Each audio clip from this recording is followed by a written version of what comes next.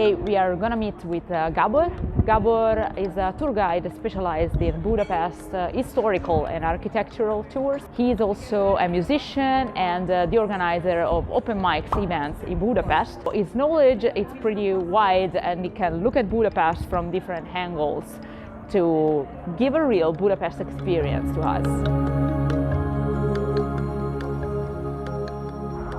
Greetings! Today I'd love to introduce to you the Elisabeth Bridge, my all-time favorite bridge. We're standing here by the pillar, which was built a long time before the actual bridge that we see today. But the actual bridge, the original Elisabeth Bridge, was built, completed in 1903. It was a very feminine looking bridge. It was an Art Nouveau design. Even its color was very, very feminine. And it was the longest spanning bridge, the longest single-span bridge. It had the world record for 20-some years. And unfortunately, the Nazi army in World War II had this bad habit of blowing everything up behind them. So they blew this bridge up along with all the other bridges of Budapest. And most bridges were rebuilt exactly the same way as they were before, except for this bridge, because this was a bit complicated. This took quite a long time to even make a decision about whether to rebuild it or just leave it. Finally, the decision was made to rebuild it by 1964. And that was after the 1956 revolution already. That was during communist times. And it was a different design. They modernized it. They also widened it. So it's no longer the original design. It's a cable suspension bridge, not a chain suspension bridge as it was originally. At the same time, the pillars are still the same, as you can see. And it's also a single span bridge as it used to be. So the bridge was named after Queen and Empress Elisabeth of Hungary and Austria, or you could say the other way around too. Empress and Queen Elisabeth of Austria and Hungary. And it stands right next to the original Franz Joseph Bridge, which was the first bridge to be rebuilt after the Second World War. But that was already under heavy communist control, and they didn't like Franz Joseph. They thought the Emperor and King of Austria and Hungary was an arrogant, imperialistic, aristocratic ruler. So they renamed that bridge Liberty, which is a bit ironic, right? Communism and liberty, they don't go too well, but either way. What's interesting is that the Elisabeth Bridge, even though it was redesigned, it was widened, so they would have had even more reason to rename it. They did not rename it. The Elisabeth Bridge kept its name, even though Queen and Empress Elisabeth was also an aristocrat. She was the wife of Franz Joseph, for God's sake. But she was so popular in Hungary that the communist government didn't want to risk yet another revolution. So they kept the name of Elisabeth. They didn't keep the name Franz Joseph. There you have it.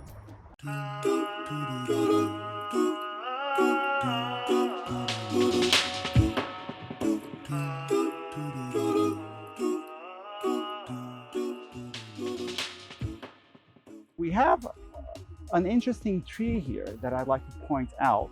It's a plane tree, at least the way Europeans call it. Some people call it a sycamore.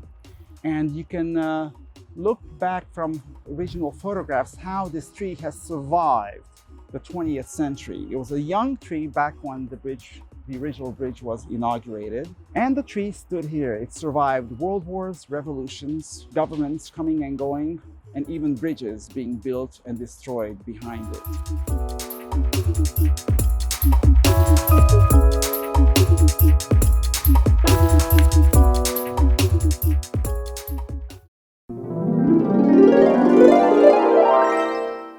The Hungarian treat of this walk, it's presented by Gabor and it's called kürtőskalács.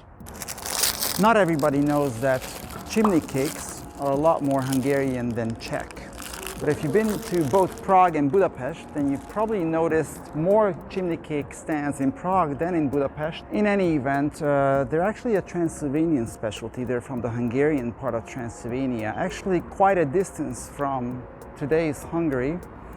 And traditionally, they're basically just milk bread rolled over these wooden cylinders, baked over charcoal and covered with sugar. The sugar caramelizes and it becomes very sticky. And then they roll it with various toppings, traditionally mostly walnuts and cinnamon. Nowadays they started rolling in all kinds of toppings, coconut, chocolate, sometimes they put Nutella on it, or they add ice cream to it and make it into an ice cream cone. Honestly, the ice cream part I think sounds better than it is. I tried it. I like the chimney cake fresh and freshly baked when it's still warm and steamy. And sometimes I would rather wait a few minutes and ask them to make me one so that it's very, very warm. And the ice cream cools it down, makes the inside kind of soggy. I personally don't prefer that. I did try it. And it goes great with coffee. It's just a local specialty. Once again, if you go to Prague and you ask the locals about it, they're going to be pissed off because it has nothing to do with the Czech culture. Nobody's grandmother has ever seen these in the Czech Republic. It was even exotic in Hungary because it's from Transylvania, right? It was kind of a local thing, but they embraced it in Hungary because it's from their lost Hungarian brothers and sisters, right? So they consider it very Hungarian, and let's face it, it is a lot more Hungarian, right, than anything else. In German areas, they call it Baumkuchen, which is just like I guess a wooden cake.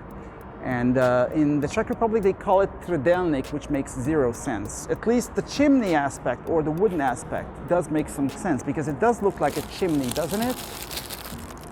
Enjoy. I like it.